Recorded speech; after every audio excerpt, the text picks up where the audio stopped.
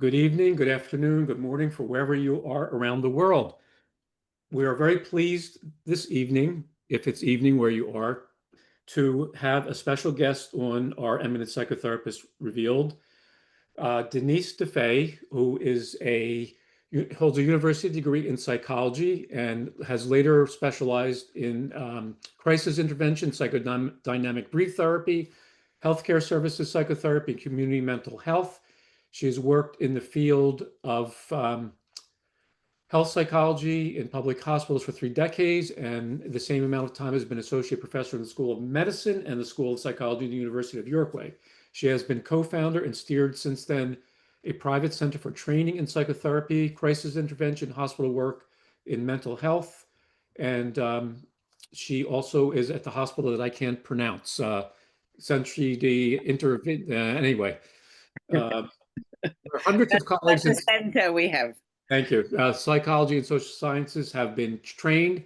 Denise has also been the co-founder of the Uruquay Federation of Psychotherapy, which gathers all schools in psychotherapy with developments in the country. Having worked for international organizations like WHO, UNICEF, UNDP, which I don't know what UNDP is, Denise. What's that? It's the development program of United Nations. Wonderful. And the like. She also served as consulting expert with the Ministry of Health and Ministry of Social Development, along with a vast variety of social institutions and programs where she does training, supervising, crisis intervention with teams working there. When the new national health system was due to be installed in 2005, she was appointed by the Ministry of Health to conduct a group of experts who developed the National Plan of Psychotherapy, which grants psychotherapy for all inhabitants. So this evening, I am again so pleased, Denise, that you could join us. And we want to learn about your work and also about your country. And we want to understand also about the developments of psychotherapy in your country and what you can teach And us Latin America. and how you can enlighten us in North America And and Latin around the world, because we had people from all over watching. Wonderful. Well, So well, thank you first of again. all, I'm very pleased to be here. I'm a regular attendant of the presentations. I enjoy them very much, and I was very keen to share with you not only the developments in Uruguay, where I live but and work, but also of Latin America, and therefore, well, we've been preparing this with Jeffrey, and I prepared a small, although it's not the habit when visitors come, they only speak, but I prepared a little presentation to show you some extraordinary developments in the continent, the subcontinent of South America. Before you get started, though, I just want to ask you one question. How Yes. did you get into this field? How did I get? Yeah, how did you get into this field? Which field? Psychotherapy. Psychotherapy. Yes, Well, psychotherapy. I studied psychology as a young girl, What 18. brought you to psychology? Why? It didn't have mathematics. No, I don't know. I started at the same time law and psychology. Uh-huh. And well, when you're 18, it's not so clear. Huh? But That's right. then I loved it. I left law, and I loved this. And then, well, but something interesting happened when I was a student. I was an English teacher, and I was invited to teach World Health Organization young doctors doing their scholarship, their training here in Uruguay, because all that has to do with perinatal psychology, Uruguay is sort of the mecca, no, for the World Health Organization everywhere. And so I taught them English, and I was very frightened. I was 19, and they were equally frightened because they were 22. And if you don't speak English in the World Health Organization, you are lost. So I was their savior. But then all this gathering of very young people, all frightened, we became very, very close friends, people from all over the world. And when I got my degree at 24 or 23, everybody here said, "Come to my hospital. You're welcome. You're my friend." And that's how I started working in hospitals. And it was wonderful because I involuntarily, I had a gift very few psychologists have, is that I knew more medicine than psychology when I graduated, because at that time, that's 1980, there were no photocopies, there were no fax, there was nothing. I had to type for every student, I have to type what I was going to teach them. So this was Oh, like the old method. No, I must not hit my brother. I must not hit my brother. I must not hit my brother. Imagine 50 times. So it went in. And so I knew a lot of medicine. I went into the hospitals being close friends with all of these students, then became the dean, the minister, sort of the president, because it was a gathering of future geniuses, but they were so frightened. you grew up with them. Pardon? You grew up with them. Yes, yes, and we became very close friends forever. And so that was sort of coincidence, and that's why I ended up in hospitals. And that was a shock for me, because when you're a student of psychology, you think everything is psychological. And I remember my first patient, and she said, I haven't eaten for 3 days. And I said, imagine 23. I said, do you feel fat? And she said, no, my dear, I have no food. I'm poor. So this was a sort of shock therapy for me, and that has been an imprinting in me, that it's not all in your mind. And so now my present main concern is trying to reinvent psychotherapy to make it available, acceptable, and useful for people living in marginalized conditions. And that's Mhm. I don't know Passion, what to say, my your joy, my passion, comfort, everything. your Yeah. passion. Yeah, my passion today. But it was my passion being in hospital for 30 years. And that was very, being close friends with doctors is quite an experience, because psychologists all over have a lot of problem with that. And I keep trying to help psychologists from other countries, because they say, oh, the medical power. Oh. No, no, no. People like you suffering, and then one of the third things we did with some colleagues there was to make a video. We were very tired of working with mothers who had lost their babies and seeing the horrible things doctor did. So we said we got to change the doctors, and not crying over spilled milk, but helping milk not to be spilled. And so we made a video, World Health Organization, which was spread all over Latin America, changed all over Latin America, which was half the time listening to the patients, the mothers, but half the time of the video, 20 minutes, listening to the doctors and midwives and nurses. And that was magic, Oh, magic.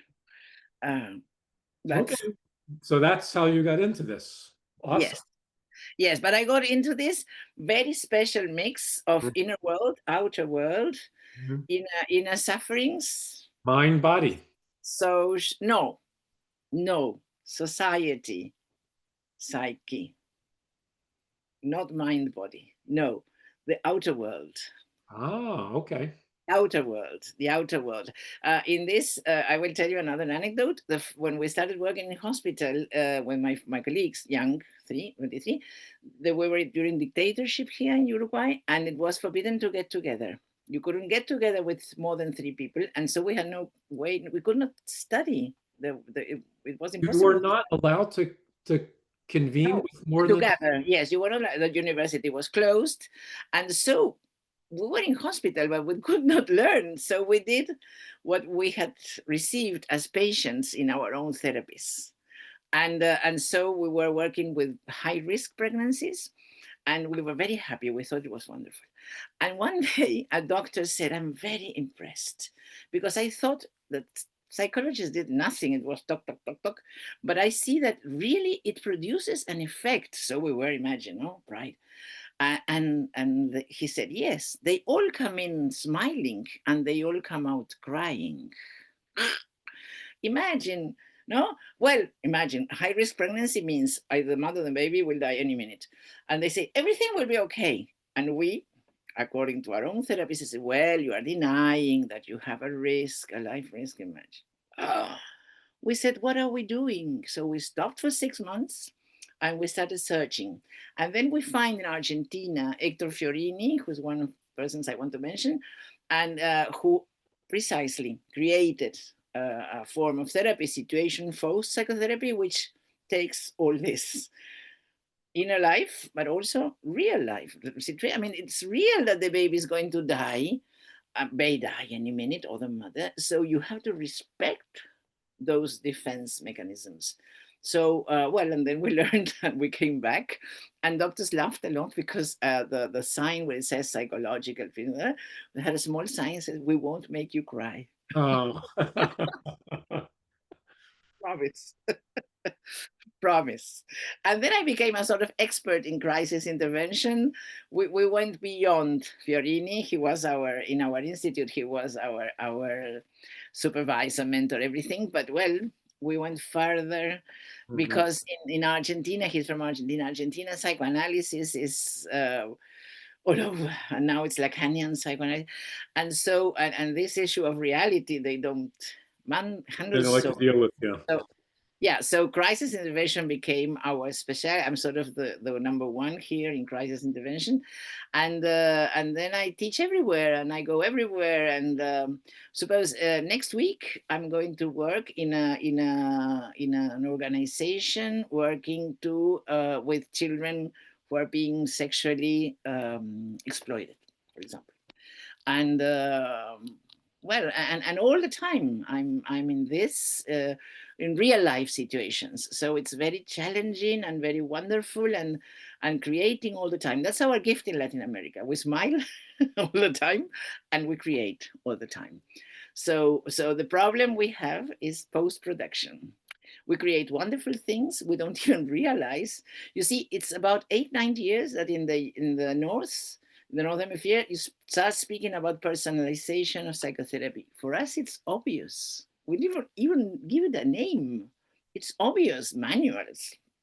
It's always a magical encounter between two people. It's always unique. That's obvious. But the problem is we do wonderful things, but we don't write, we don't count, we don't publish. And then somebody from the US comes, gives it a name, and sells it to you as copyright. So this is a problem. This is a problem. And so in this time of my life, I'm writing, writing, writing to write down what I have done, but much more what I have seen others do. Wonderful things, wonderful things. But they need a journalist. All right, so you had some things you had in mind to share with us today. Yes, sure. I will share screen. I want to show you, first of all, I want to show you that some concepts that have been emerging in the last 10 years in the North were already present in 1950. And that's a problem in communication between the worlds. I will speak about Latin America. And this is important because you often speak about South America. South America is a geographic concept, and Latin America includes Mexico, which is North America, Mhm. Central America, the Caribbean, because it's a cultural concept. Okay. Latin America is this magical fertilizing crossing between the traditional original peoples and their cultures, very rich in sanation and mental health interventions, and Latin Europe, Italy, France, Portugal, and Spain. So in my country, nothing to be proud about. There are no native population. They have been killed. That's terrible. We are all Europeans. We will see they're all white. So we are called Europeans in exile. My country is Europe, actually, in the way of living and everything. But the continent, not Uruguay, the continent gathers this magical mixture of ideas from Europe and a community feeling from the original peoples. You know that in all the Aboriginal languages, the word "I" does not exist. Imagine, in English, it's a capital letter.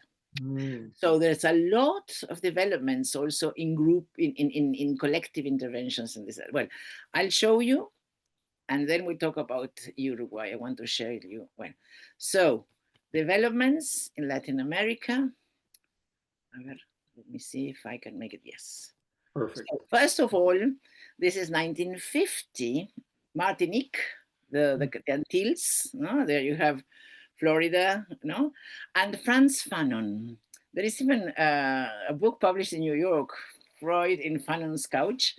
Franz Fanon was the first a psychiatrist, the first to say that psychological suffering does not only stem from psychopathology or from your personal and family history, your childhood, but from social conditions. He thought of this because of slaves, and he was the first to speak of what we are now speaking of decolonizing psychotherapy. He was the first to speak of internal colonialism. There's not only somebody dominating you in real life, but it's in you. You are colonized, no, with the culture of the dominant group. Then again, Martinique.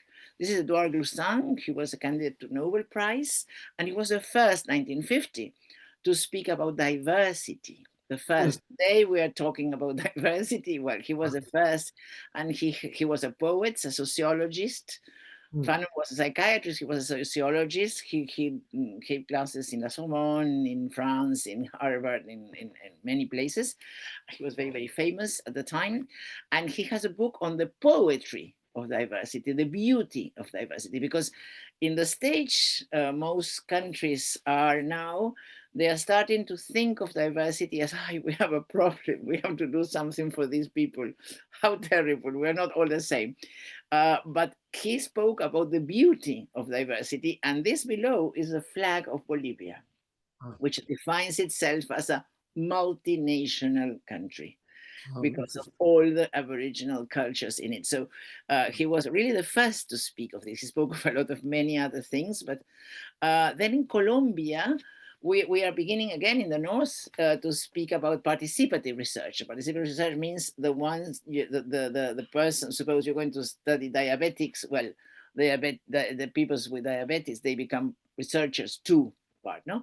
In 1950 again, the 50s, 1960s, in Colombia, here depicted in the plan, Emilio Falsborda, who was an academic who lived to be an old man, and Camilo Torres, who was a priest, a Jesuit priest who died very young.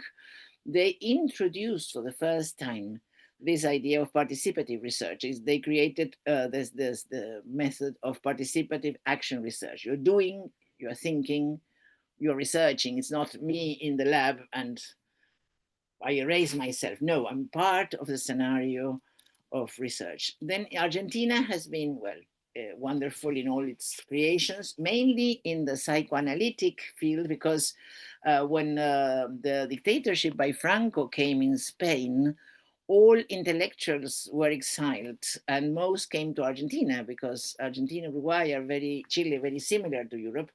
And so some brilliant, absolutely brilliant figures. The other day I received the news that a book by Jean Rivière is being translated into German by Sigmund Freud University now. Mm, But Jean Rivière, who was originally Swiss, from Switzerland, and José Blecher, they created social psychology. Social psychology, in their version, has nothing to do with the idea of, for example, mass or groups, or no. This is a conception from which later emerged community psychology, which is the idea that, imagine now, following Fanon, that socio-political issues have a lot to do in your mental health. Again, not only your life. yes. And this is one of their ideas, that the context becomes the text. It's not you and the landscape. The landscape becomes you, your unconscious, your superego. One day they were a society. And this is the first page of a book. Says, I gather rubbish, I eat rubbish, I am rubbish. So this is very innovative, the idea that not all stems from your childhood, not all stems from private life and near bondings. It also it stems from collective messages that become yourself. Argentina, actor Fiorina, I was telling you, situation focused psychotherapy, and the concept is integrating past and present, inner world, outer world. And it's an integrative form of psychotherapy which brings together psychoanalysis, existentialism, and social psychology by Pichon and Blecher. And then in Argentina too, Isidoro Berenstein, who received the Sigourney Prize from the IPA, the International Psychoanalytic Association, for his extraordinary contributions, and Janine Pouchet created the psychoanalysis of link configurations, which means couple, families, groups, and institutions. But it's not it's psychology, it's psychoanalysis, for example, of the unconscious family structure, psychoanalysis of the unconscious group structure. And they have been extraordinary. This has extraordinary developments. And again, what is missing? Spreading it, showing it to other. It has practically no translations, and it's. I mean, I'm not an expert in this, but it's caviar. Brilliant. Then, excuse me. Brilliant. Brilliant work.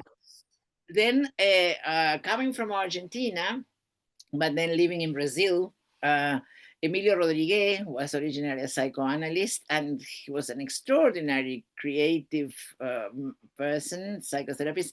And he invented many other things. I chose two. One is sauna therapy, which is one session therapy, 3 hours intensive. But what I wanted especially to share with you is that he created the mammoths therapy. Why?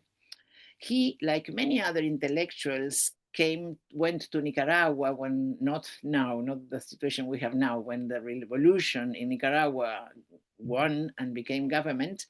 They were very afraid that what happened in the apartheid struggles in Africa, in South Africa, would be the same. In the apartheid, the guerrillas, the soldiers, were very young people who only knew how to fight. So they all ended up being criminals and killed by the police.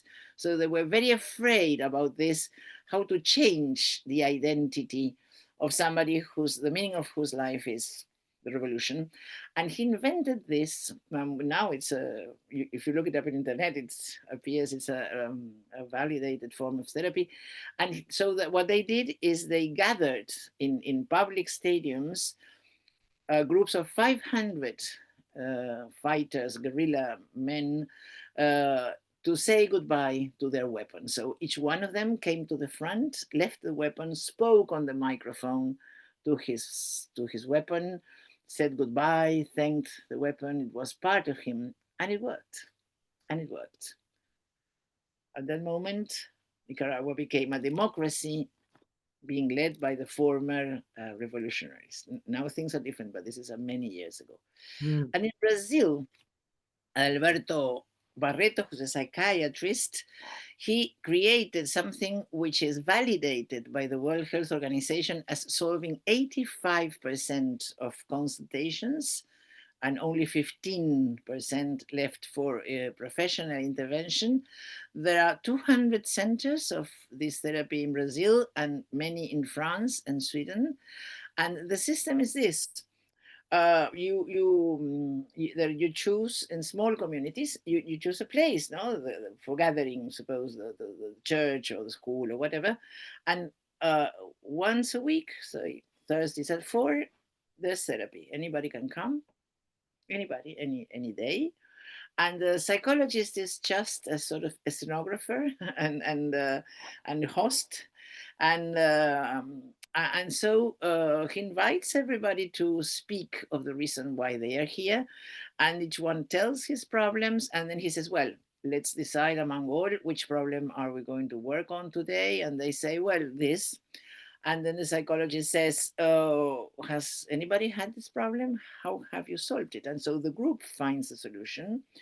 And this is fantastic, not only because it solves it does not solve what is really psychopathology, but actually most people have problems in life, not in, and then it also empowers the community, and it grants that the solutions are culturally valid because they emerge from them. Interesting.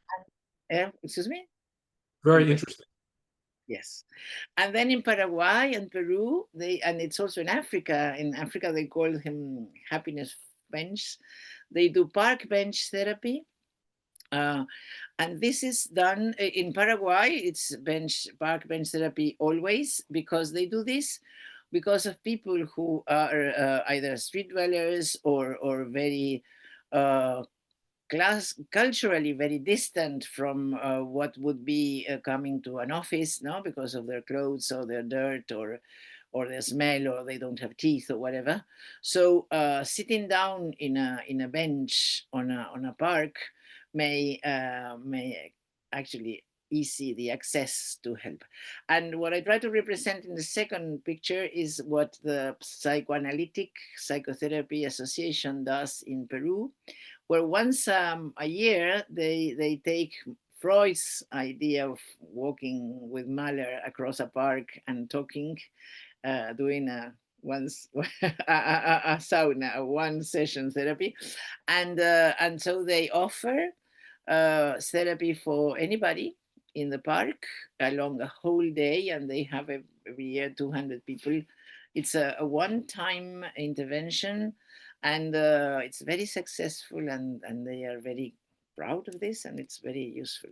Then in Chile, well, there are many things I could tell you, but I want especially to emphasize this. MIDAP is a group, or Chile has extraordinary therapists and psychologists, extraordinary, and many of them, some of them have been president of SPR, of the Society for Psychotherapy Research, and is these most brilliant people created an institute, which is not, it's private in a way, but which is for depression. They have an enormous problem of depression and suicide, and they have managed to get from the government, from the Ministry of Economy, $5 million a year. They are 11 million in the population. $5 million every year to provide psychotherapy for general population, which is fantastic. And then, well, I'd like to come to Uruguay, but I don't know if you want to stop and talk a bit before this, or shall I go on? What you want? Go on. This I is go on. fascinating. Okay, well, Uruguay. To show you in the map, we're down here between Brazil and Argentina. We're a small country. We have 3 million people, 10 million cows, 15 million sheep, and a wonderful coast on the ocean. And Uruguay is a very, I was telling Jeffrey before we started, a very, very special place. All visitors, academics, politicians, journalists say a model to the world. A country with a very, very well settled democracy. I was telling him we had elections, and after the elections, the following day, all former presidents of all parties had a celebration of democracy. They gathered to give a toast. Very much like the United States. Many, many. And we breathe freedom. I mean, we are a country of freedom, and many things which are unthinkable in other countries. For example, of course, well, drug use is considered a civil right. It doesn't mean we don't help you if you have a problem, but it's your right, of course, in the street or wherever you like. Prostitution is legal, and they have all kinds of protection, including retirement and night protection for their children, and was the first country in the world to have universal suffrage, to have 8-hour work, and people are highly cultivated. There's practically no illiteracy. And one essential issue is that the university, the public university, is open to everybody. It's not only free, there's no limit to access, and you are paid a salary, a good salary to study, with housing and transportation if you cannot pay for it. When I was How does the economy provide all this? How does what are the very high taxes. We on have what though? How does the Uruguay make its money? How do well, they from taxes, from like any country, but exportation. what are there industries? Are there what do Well, yes. No, we don't have much industry, which is good because we have clean air. We have a lot of, well, agriculture, wood, uh, beef, the best beef in the world, and then we have a lot of software. Is one of the main exports, and tourism again, because we have a very beautiful beaches and country. But Right. I think it's not a matter of of where the money comes from, but how you distribute it. I was telling Jeffrey that between the poorest and the richest is only 11 times. That means there are Right. no poor people, there are no rich people, So and what about the indigenous people? Are there any indigenous people left? very few. We are. Well, that's a shame. The first president invited them to speak and killed them, and now we are trying to find the people who survived many years ago. But after that, so it's not present in the culture, and we're trying to bring it back. There is something which in us psychologists we don't know very much, but it's the index of Gini, which is the index of equity, and Uruguay is very high. Healthcare is granted to all the population. We have practically no the country in the world with less maternal mortality, and well, of course, infant and child. And for example, the two candidates now for the presidency signed before the final election. They'll give early infancy the top priority, and healthcare is for free for everybody.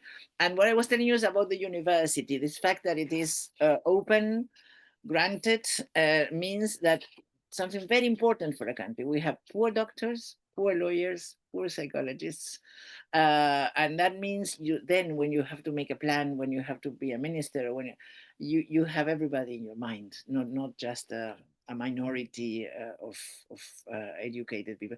In other countries of Latin America, this is absolutely the opposite. In some of them, for example, a postgraduate course costs $20,000, $40,000. Here it's for free. So Mm. that's why I mean Uruguay is considered a highly developed country as concerns healthcare, mental health, and social intervention. So that's the context. And I wanted to share with you some of these developments specifically in psychotherapy. One, as Jeffrey read in my curriculum, is that in 2005, all the Ministry of Health invited all experts who wanted to help for free, as we literally do things one way, the other way, to create a system of psychotherapy. And so we have a national system of psychotherapy, which is granted, considered a civil right to health. And so half of the population are attended by public healthcare, half private or semi-private. But anyway, the public ones get psychotherapy for free, absolutely. The others pay $3 for 3 years if it's severe conditions like autism or schizophrenia, and $10 for 1 year for regular psychotherapy for, I don't know, different kinds of pathologies. And if you have a life problem, not a pathology, you've lost a child, you have a child with a disablement, or your relative has committed suicide, that's granted for free. Public and private are granted for free 16 group sessions, direct access. And that's very wonderful because the other thing is that you pay a health tax, 3% of your income up to a certain amount. But that is here. The one who gives you the provision does not know how much you paid. So you may have paid $2 or $400. $100 is the maximum that is you have to pay for your healthcare, which provides everything, and that is fantastic to have psychotherapy. And it's a problem because people are so have become this became in office became in real practice 2011, 14 years ago, 15. And many people who never ever thought of going to a therapist. You see a charwoman, a worker in the street, whoever discovered psychotherapy. So now we have a problem that there are a lot of people wanting psychotherapy, and we have to sort of recycle the system. The other interesting issue is the Federation of Psychotherapy. This is again unique. All schools get together very well, and we have this federation. Everybody, I mean, Gestalt, cognitive behavioral, cognitive psychoanalysis, psychodrama, whatever, and we're all together there. It's a collective association with uh, very active participation, and we help one another, and that's very, very unique and very important. Other important thing to share with you is specific psychotherapy programs. For example, in maternity hospitals, there is group therapy for mothers with addiction problems. Be pregnant, corporal, or whatever they may come all their lives if they want. Anybody in the country can come. It doesn't matter if you're not in the public system. So a specific therapy for mothers with drug addiction, drug problems, specific psychotherapy for persons, children, adults with AIDS and IBH. Specific therapy, you will be surprised, for prostitutes, which Mm. very respectfully we call sexual workers. Mhm. So this is again universal access. It's presency or virtual, because some of these women and men hide these conditions, so they may come privately to therapy for free, obviously. Then we have a psychotherapy for migrant children. This is with UNICEF. And a very interesting program was street therapy for what is called extreme street dwelling. That means 5 years at least living in the street for children and adolescents. There were at that moment 189. This was absolutely wonderful. Wonderful.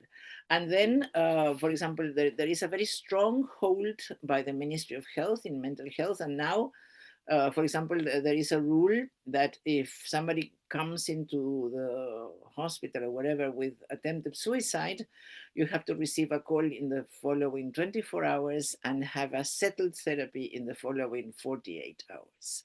And if you don't, you get an enormous fine from the Wow. government. Now, And Denise, well, what's the typical training for a psychotherapist in Uruguay? Like what? Tell us a Well, little. we have had a problem with that, because we have a long tradition of training in from scientific societies. For example, the Psychoanalytic Association started in 1950, and then came others, no. But only recently the university has taken this over as postgraduate training. There was postgraduate training that has been for longer for working in hospitals. Remember, it's for free. For postgraduate training is for free also. The university is for free, training is for free too. But we have a very long tradition in scientific societies. Our institute, for example, we have trained hundreds. But anyway, we have a rule that when the university starts a career or a postgraduate training course, we can come out now of this.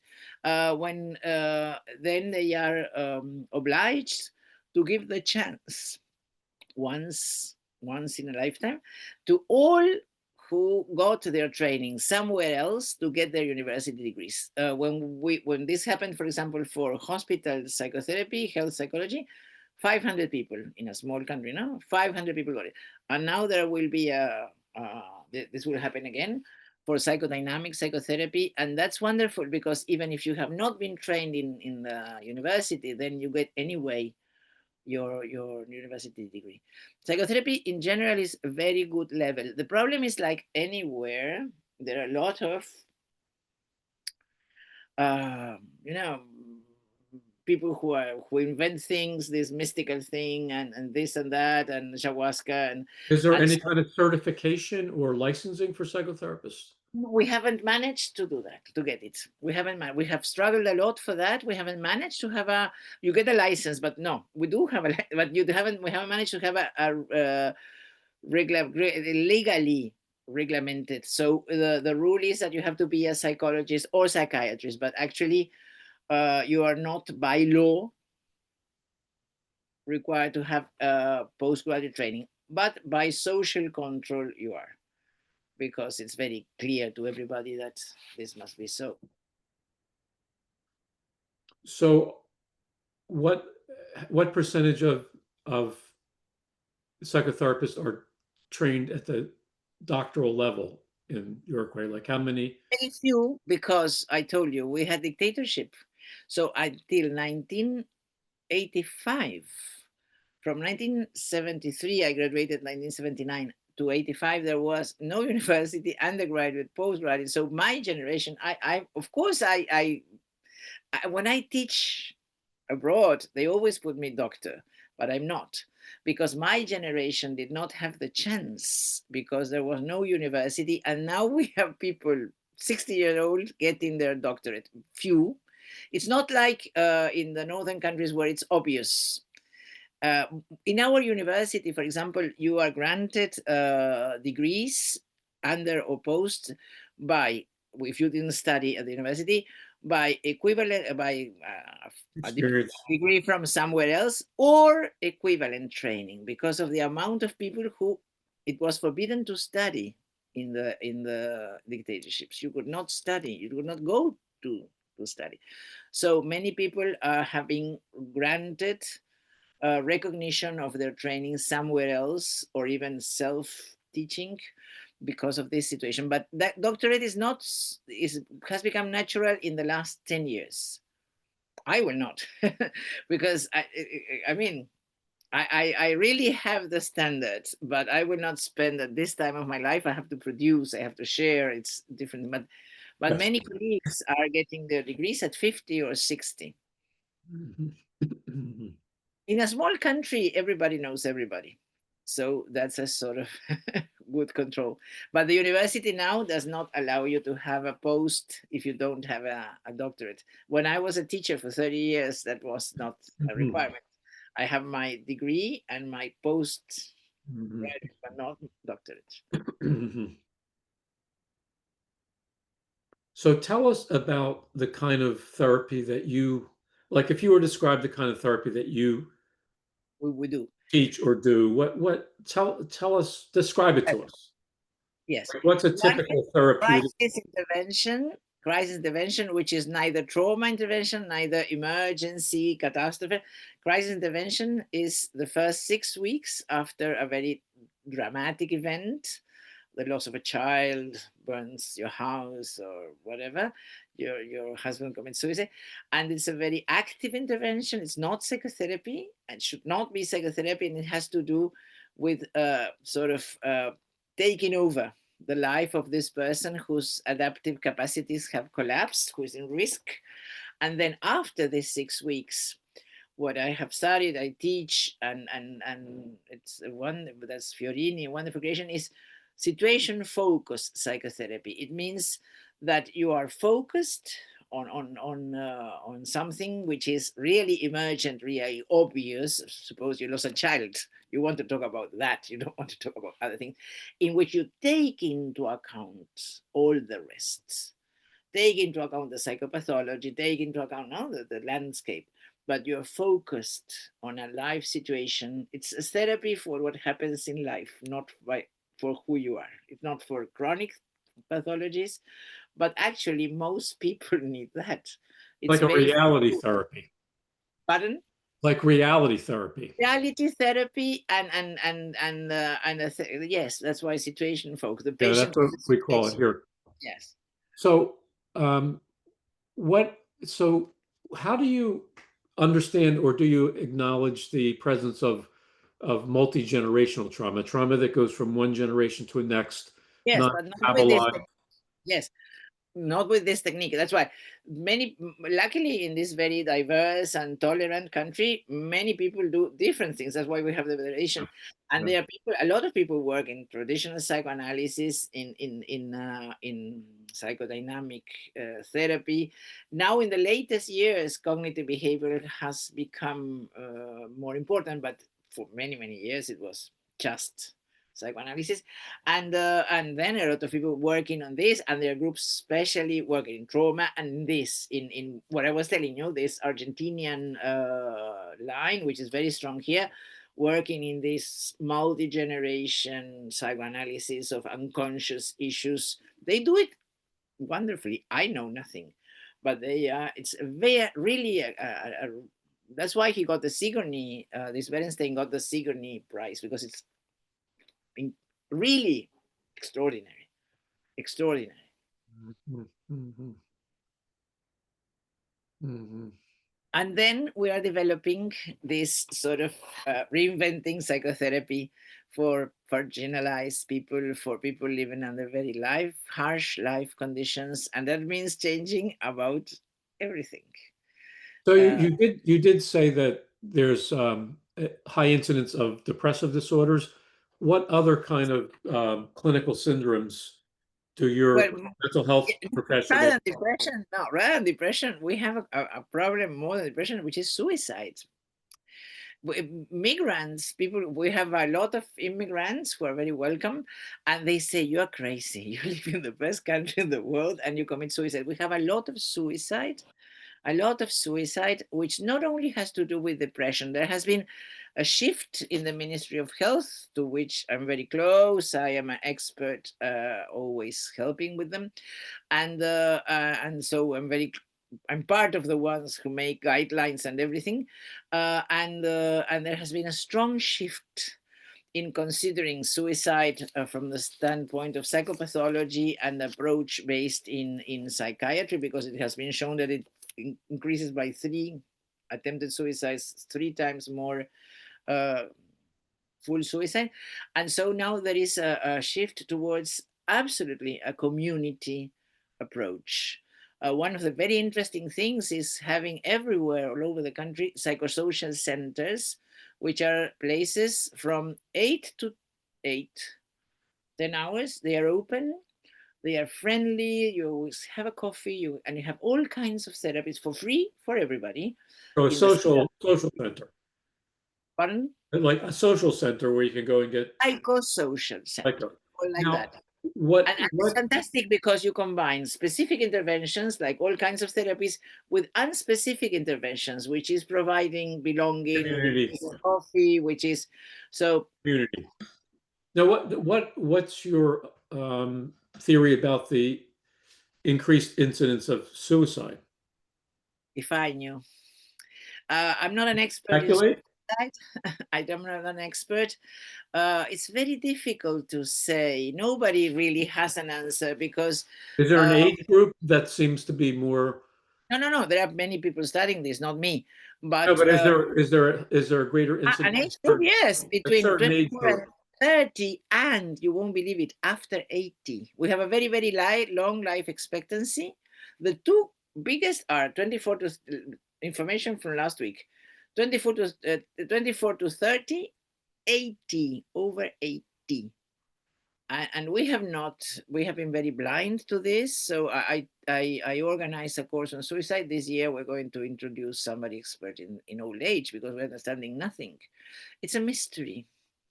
Many people are studying it, but well, the good thing is that there has been an increased collective concern. Now there has been a campaign taking the idea from the UK, which was the last picture.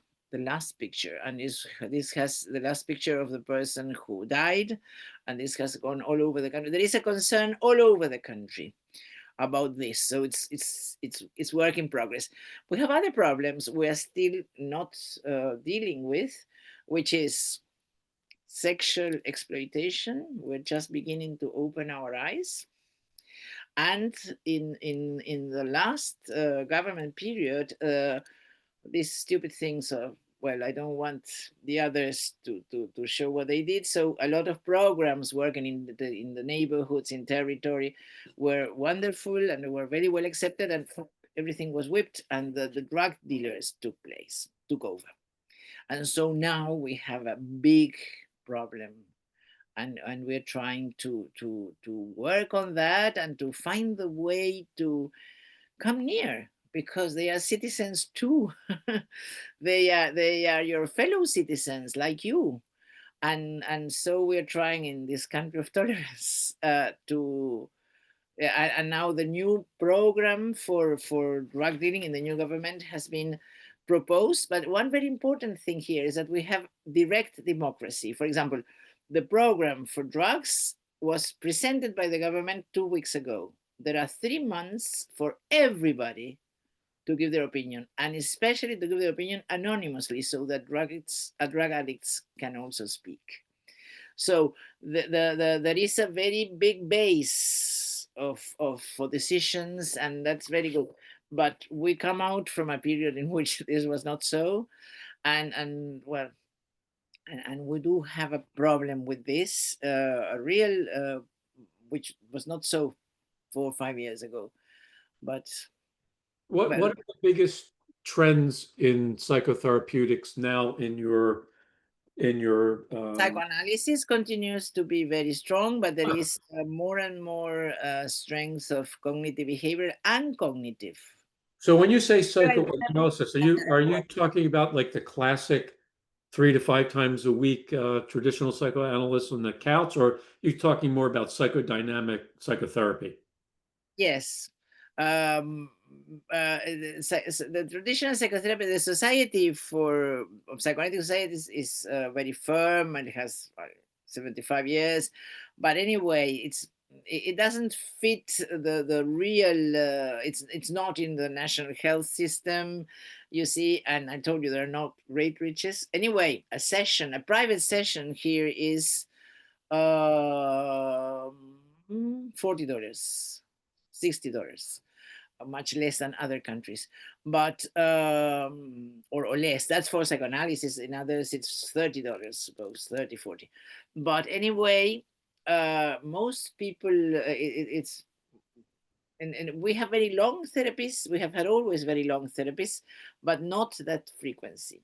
Twice, once, Mhm. and now, well, there are some new, for example, a lot of people are doing, I'm terrified, family constellations, because they do it often without the proper that's what I tell you, this sort of wild, uh, very Without the difficult training. to control. But it's very difficult to control because with internet they don't do it here, they do it with a Mexican somebody. Mm. So nowadays I think it's almost impossible to regulate psychotherapy because of internet, because anybody anywhere. But anyway, formal psychotherapy, for example, to get into the national health system you have to have 5-year training or you're not in. And I was part of the group in the for working for the Ministry of Health, where we controlled each and every psychotherapists in the national health system. Each and every. What have you studied? Where have you studied? How long? Da, da, da, da. And so that grants that official therapy, let's say state So or are they government employees, the psychotherapy, the behavioral mental health providers, or are they employees of the government? Is that who pays them? what do you mean? Who Member. pay, who pays their salary? Well, I told you half of the population get their health care from the public system, and that's the government. But who But pays the psychotherapists? well, That no, no, they, as the doctors, it's the same. As, they are employees of the hospital or whatever, and then you have the private system, and they get a salary the same. And then you have private practice, and then patients pay. But but most people have it from the health system. Most people. Mhm. And what do you see the need going forward for your country in terms of the behavioral and like how if you could have a magic wand and ask for what your country would need for the behavioral health system, what would you want? Um, I would want, at this time we have a big problem with waiting lists because of that, because more people are discovering psychotherapy, so we have to solve that. So And are you saying you don't have enough trained psychotherapists to take care? yes, yes, yes, but yes, yes, we do have a lot. We have a lot. For example, this year, 3,700 people started studying psychology in a country of 3 million. No, no, we have plenty of people, plenty. I know in other countries that's a problem. No, on the contrary.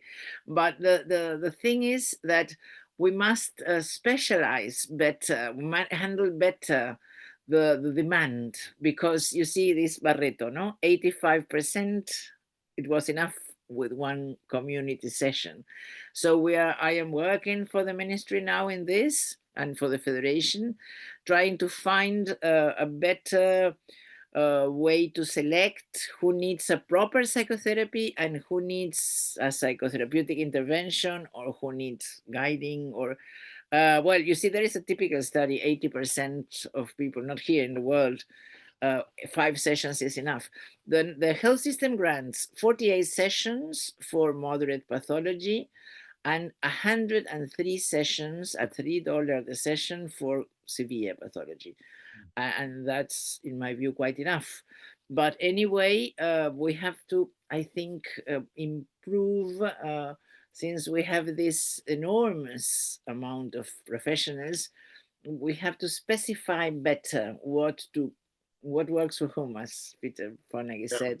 Yes. I mean, in the national system, there are all schools and there is a committee, a reception committee, and they say, well, for you psychoanalysis, for you group therapy, for you gestalt, for you.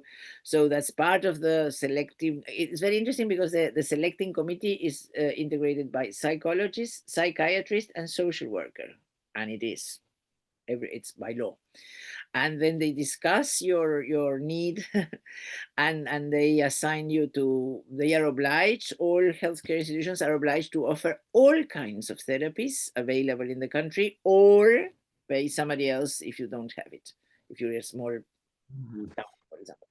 But and that includes very complex approaches for anorexia or for drug addiction, community therapy and community, yes, community therapy, no, ah, well, therapeutic community. Mhm. But I think that we have to sort of, um, you see, wine, white is not just white, red, or there are hundreds of the, well, we have to, I think we are in the condition to, and we're working in this to provide. And then, and the other thing is to adapt, as I told you, I didn't mention that we also have diversity clinics. Yes, I did, which are not only, I mean, these clinics, for example, are to help two women bringing up a boy when they hate men, or two men bringing up a girl and she has her first menses. So for everyday things too. So we Mhm. have these very specific clinics, but I think we have to develop them more. For example, we have a lot of suicide in policemen, Hmm. a lot, a lot. And so I think that we are in the condition, as you have a lot of special kinds of medicine, no, in we are in the condition to have this, no, psychotherapy for migrants, psychotherapy for, we do it, but Well, when I you, mean, this sounds very interesting that you're trying to focus on clusters of people who have certain the common uh, problems. struggles and to try to intervene with more of a focal treatment package with them. Yes. One thing that we have developed a lot, and we're going back, is work in the houses, work in the neighborhoods, what we call territoriality. It's an invented But word. really getting out into the community. Yes, that has been wonderful. Huh. I remember in one of the programs were young psychologists, and they go in their bikes to the neighborhood, and they carry a fisherman bench because perhaps the house is not good for an interview. It's either the violent man indoors or too dirty or Private, do privacy. oh yeah, no house. And so they sit in the square. You see what Ah, that's wonderful. I mean, that creativity is very our, creative, yes. So definitely. we have a minute left. What would you like to share with any new psychotherapists to this field? What words of wisdom do you have? All over, or in my country, All over. all over. Please, please try to open up and learn about what is being done in other parts of the world. I'll tell you very briefly. In Oaxaca, in Mexico, somebody made a meeting of people offering psychotherapy, and he invited the top from US and Europe. But then he gathered up some money and brought the poorest from all over, from Africa, from Asia, from Latin America. And when they were there, of course, the top were ready to speak. And he said, you're not going to Listen. speak. You're not going to speak. You're going to listen. Mm. He sat them in the audience and they wept. They cried of emotion, of the wonderful Oh, thing. that's powerful. So I would say open up and respectfully try to find what is being done in the world. As I told you, many things that supposedly are being discovered have been discovered before. So Denise Defey, thank you so much for you, telling us all about Uruquay, your work, and Latin America. And we hope you come back again. of course, Thank you. okay.